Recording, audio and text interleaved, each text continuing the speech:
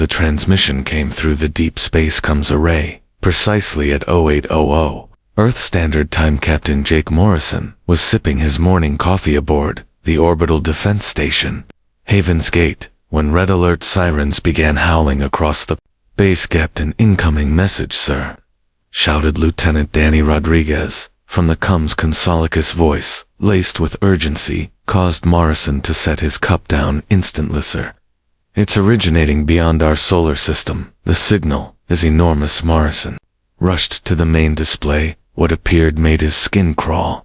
Sensors displayed a fleet en route to their system, not ordinary ships but colossi that-dwarfed every known human design. 12 colossal dreadnoughts led the formation, each spanning over 3 kilometers in length, followed by endless ranks of smaller craft cruisers and destroyers, still surpassing Earth's top warships. "How many total?" Morrison, Esquitas, military instincts, holding his voice steady, though his spine prickled with dread. "Computer puts it at 200 vessels." Captain Rodriguez answered, "They'll breach outer sensors in roughly 72 hours. The broadcast began abruptly. An alien voice filled the command deck, speaking flawless English but with a cold robotic tone betraying automated translation. "Primitive species of the third planet, submit. Toth Zephyrin Empire, your world is chosen. For assimilation into our realm you have 72 local time units to surrender unconditionally." Morrison met the eyes of his senior staff. The alien continued, emotionless, as if reciting a decree. "Resistance is futile. We are the Crimson Vanguard, the Emperor's elite war machine. We've conquered 847 systems across 3 galactics. Inferior weapons and outdated tech cannot oppose us." Footage showed ruined planets, cities reduced to molten glass, and terrified people fleeing towering engines of war. The message clear: comply or perish. Yao will disarm all forces and prepare for integration. The alien voice warned, "Your leaders must report for processing. Any opposition will lead to total planetary sterilization. This is your only warning." Transmission ended. Leaving the command center, gripped by silence, Morrison scanned his crew, reading the same shock and fury in their faces that burned in his chest. They just threatened to erase every human life on secure link to Earth Command. Morrison barked, "Priority Alpha and alert Colonel Bennett and Admiral Clark. They need full disclosure." On Earth's surface, Colonel Lisa Bennett was reviewing combat readiness reports when the emergency came through. She had served 20 years in Earth Defense Force, rising through brutal Martian colonial war campaigns. She knew real combat, not the sanitized simulations these aliens expected from mankind. Bennett immediately activated ground mobilization. The enemy likely planned orbital strikes, followed by systematic ground takeovers. They'd done it countless times, per their own data, but they'd never fought humans before. Admiral Real received the alert aboard his flagship, the battleship Libertia, veteran of Martian conflicts and the asteroid mining wars. His hair turned gray, leading fleets in deep space, and his eyeshad witnessed more death than most soldiers could fathom. Clark reviewed intel from his officers. The enemy fleet was vast and advanced in paper. Mankind had no chance, but Clark knew wars weren't won on paper. "What do we know about their prior conquests?" Clark asked his intelligence chief commander, Amy Foster. Foster accessed the data culled from the broadcast. "Every race they've encountered either surrendered instantly or was defeated in days, sir. Their strategy relies on technological dominance and overwhelming intimidation." "And what do Thespecies share?" Clark pushed Forster, hesitated. "They were all peaceful. Admiral Mose had abandoned warfare centuries ago." Clark gave a grim nod. "That was the core difference. Humans never ceased to fight. Even now, scattered across dozens of colonies, they still struggled, still trained, still braced for conflict. It was etched into their DNA from surviving eons on a brutal planet." President Helen Carter convened the World Council within hours of receiving the alien threat. Bait was fierce, but brief. Some pleaded for surrender, pointing to the sheer scale of the invasion. Others insisted on defiance at all costs. Further heard every voice before making her stand. She hadn't been elected to submit but to defend Humanity, we will not kneel. She declared of the council, we will not fall. If they want Earth, they can try. But they'll learn we do not yield easily.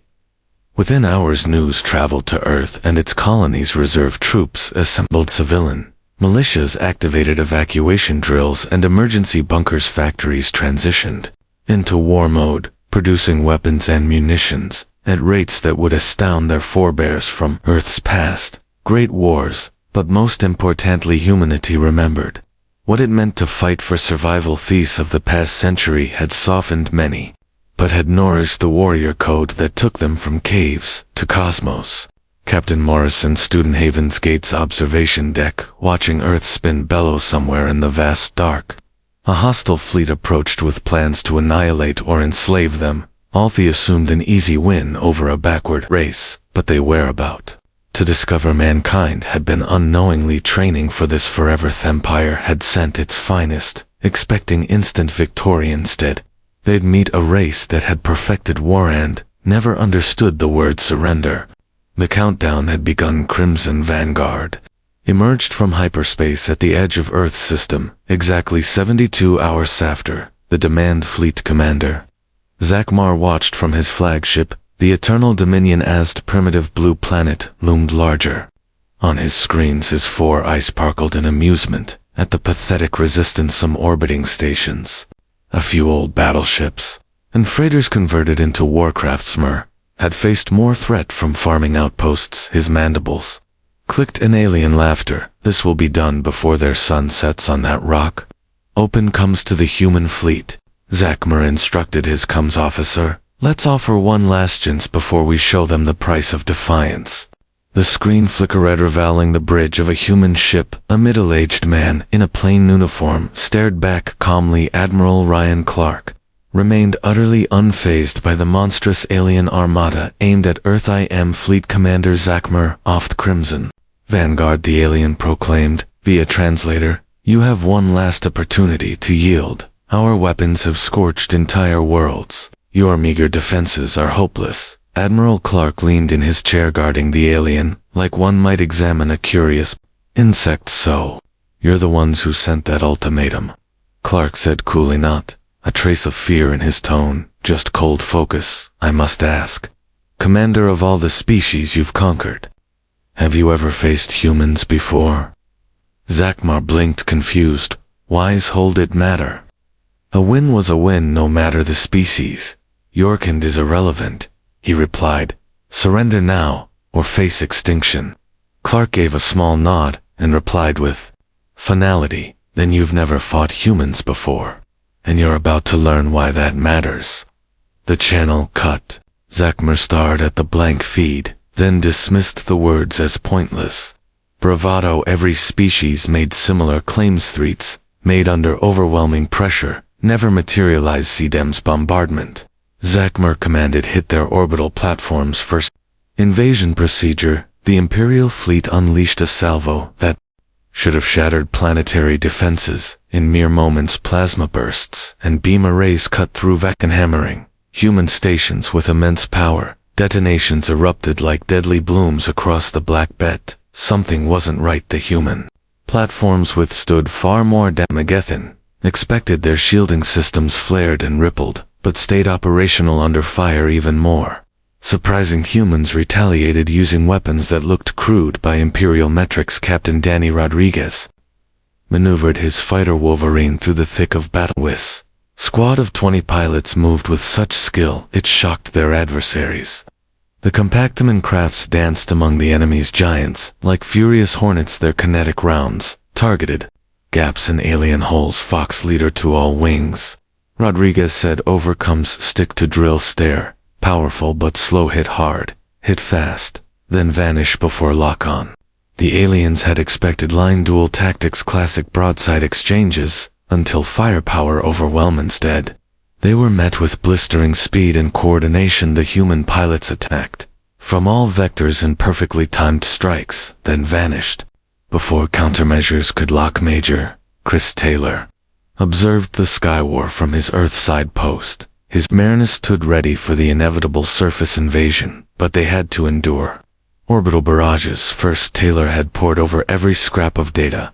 On enemy strategies, they always followed one sequence: orbital devastation, then ground incursion with overwhelming force. CR. Incoming landers from their troop vessels. Sergeant Nick Parker reported from sensors there, and not even waiting to finish the bombardment, Taylor gave a grim smirk. The aliens were growing frustrated and deviating from script, just as he'd hoped. All squads prepare for impact.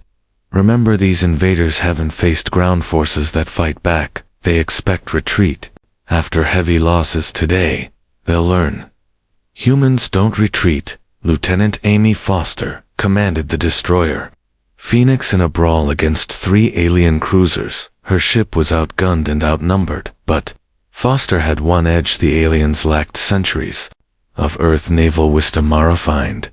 For space warfare, she repurposed tactics from submarines and ocean battles into space-sliding below their formation.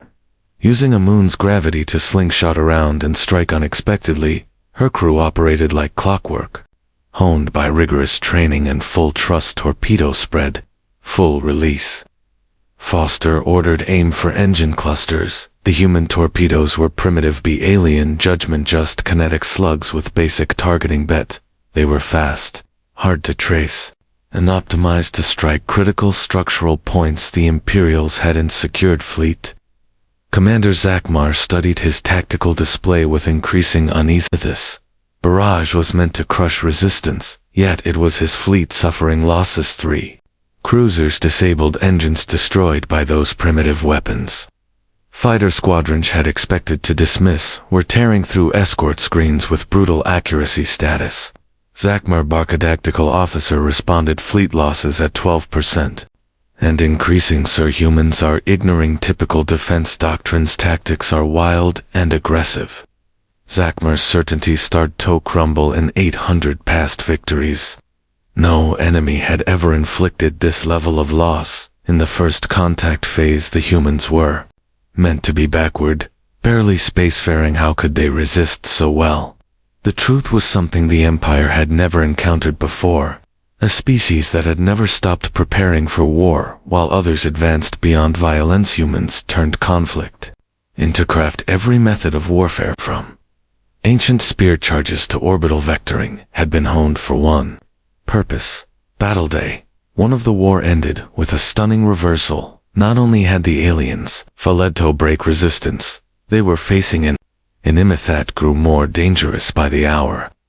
For the first time in the Crimson Vanguard's storied history, they had not secured orbital superiority. Emperor Vextol read the initial war update from Zakmar with disbelief. Quantum transmission reached the Empire's capital within seconds.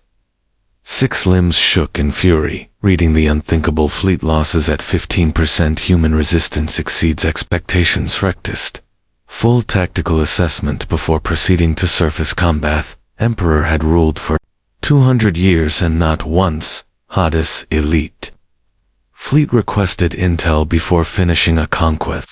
Thought was blasphemous. These humans were expected to be primitive beings, barely past their home world. Bring me everything on these humans, Vextol commanded his strategists. I want complete species intelligence now, back near Earth's commander. Zakmar was beginning to understand humanity's unique threat. Expected orderly formations and fire line duels. Instead, he encountered chaos, honed into discipline. Captain Jake Morrison led a boarding op on a disabled alien cruiser. His unit moved with lethal rhythm, the kind only evolved through endless human war doctrine. We need those data cores intact. Morrison reminded his troops intel wants to break down their tech and use it against them. The ship's crew is unprepared for physical breaches. Their doctrine assumed total destruction overboard. They were untrained for corridor skirmishes and room-clearing combat skills humans had perfected. Long ago, Morrison's Marines reached the primary core in under 20 minutes. Defenders scattered, baffled at how these inferior life forms moved so confidently through alien halls and under Anhor. Technicians were extracting every file they could. Enemy blueprints, fleet layouts, energy schematics, Sergeant Nick Parker uncovered the critical flaw. The demolitions expert inspected captured alien arms and spotted a glaring issue. Captain, take a look, he said to Morrison. These weapons are advanced, but they've got a huge vulnerability, he explained. Their energy cannons were devastating. Sure, but extremely intricate. Every unit lead on interlocked systems, with zero redundancy if one piece failed. The gun failed, they assumed. No resistance worth engineering around it. See this power junction? Parker pointed. One solid EMP hit shuts this whole system down. No backups, no manual override. Morrison immediately sent word to Admiral Clark and Colonel Bennett. Within hours, every unit had EMP grenades in hand. Aliens built for flawlessness, but flawlessness was brittle. Dr. Karen Walsh made a breakthrough of her own back in a lab on Earth, a xenobiologist. She was analyzing enemy soldier footage and biopatterns. What she found turned strategy on its head. Powerful but burn out fast, Walsh told Bennett during a high-level meeting. Watch their movements. They exert hard, but then need extended cooldown. Their biology is tuned for short engagements. Bennett caught on instantly. Human troops could grind through long hours, take brief rest, and jump back in again. If they stretched, the fight endurance would decide the outcome. Captain Danny Rodriguez Escovedo. Yet another key vulnerability. Mid-battle enemy vessels were designed for predictable targets. They excelled against ships following typical flight patterns, but Rodriguez and his team didn't follow any such rules. They used planet gravity wells to slingshot, flew through debris fields, executed moves that defied logic and doctrine. Their training manuals called them insane, but they flew like legends. They can't read us, Rodriguez reported to Admiral Clark. Their systems are trying to forecast our moves, like we're machines. But we don't think like machines, we fly by instinct. Lieutenant Amy Foster's destroyer Phoenix made that point, crystal clearing a clash with 5 alien destroyers. She was outgunned 5-1 protocol. She should have fled or died instead. She did something no Imperial officer expected. She charged right into the center of the formation, guns blazing from every vector. Alien ships couldn't fire back without risking friendly fire. There the Imperial formation collapsed into chaos, forced to dodge their own fire while chasing a single human vessel that seemed everywhere at once.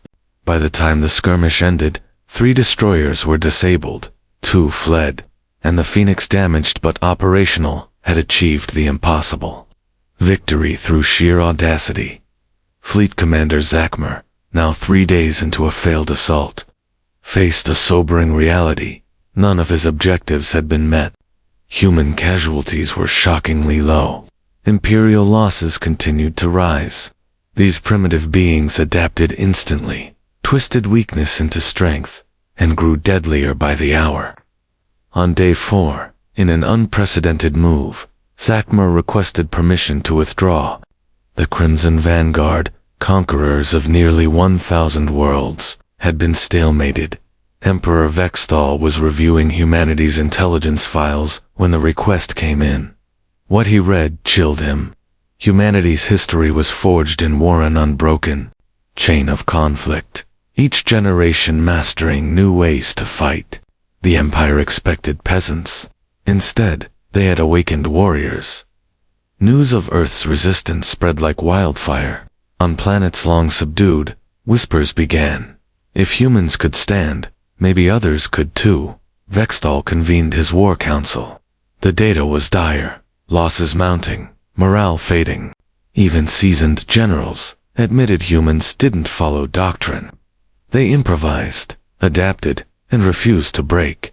Faced with rising defeat, Zachmer authorized the unthinkable deployment of the Planet Cracker, a doomsday weapon capable of tearing Earth apart. Admiral Clark detected the energy signature instantly. Time to detonation 11 hours, 37 minutes. There was only one option left. Clark activated Operation Prometheosa, last resort strategy, never tested in real battle. As the countdown ticked, human forces launched a full-scale assault. Instead of hiding, they attacked every Imperial landing site. Major Taylor led a direct ground charge on fortified alien ships. "They think we'll hide," he said. "Let's show them what humans do when we're cornered." Against impossible odds, his troops advanced. For every fallen soldier, 3 more rose. In space, Rodriguez's squadron dove straight at the planet Cracker. Half were wiped out in seconds. Lieutenant Foster's Phoenix followed, its guns blazing, its hull battered, but unbroken. Captain Morrison coordinated the final phase, every maneuver building to one desperate chance at survival. The Galaxy watched in disbelief as the unthinkable happened. The Crimson Vanguard cracked. Ships that had never retreated began to flee. Zakmar stared at his display as his fleet unraveled. Humanity, primitive, underestimated, had turned desperation into the most devastating weapon of all. Today, we proved that tyranny can be challenged. Tomorrow, we will stand with others as they fight to claim their freedom. Emperor Vexto received news of the fleet's defeat during a meeting with the Galactic Council, the puppet body that managed the Empire through subjugated species. Suddenly, uncomfortable questions arose. Why hadn't they been informed of humanity's military strength?